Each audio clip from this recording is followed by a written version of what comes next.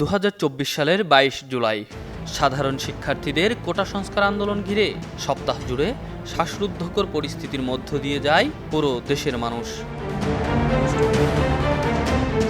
প্রতিটি দিন এমনকি ঘন্টায় ঘন্টায় বাড়ছিল উদ্বেগ, লম্বা হচ্ছিল লাশের সারি, সেই সঙ্গে দ্রোহের আগুন আরও বড় আকারে ছড়িয়ে পড়ছিল দেশ জুড়ে।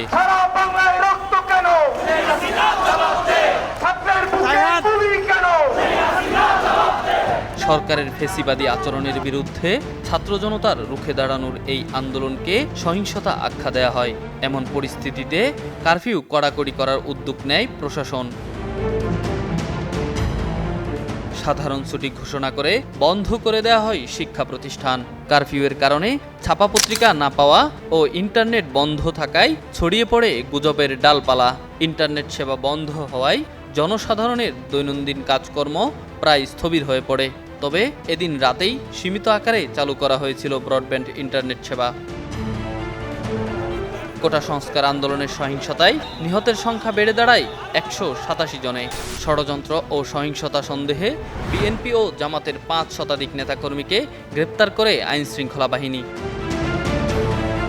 এদিন বিকেলে শেখ হাসিনা প্রধানমন্ত্রীর কার্যালয়ে দেশের শীর্ষ ব্যবসায়ী নেতাদের সঙ্গে মতবিনিময় করেন।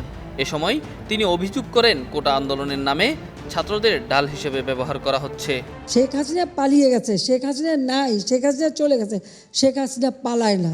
Enamul Haque, star news, Dhaka.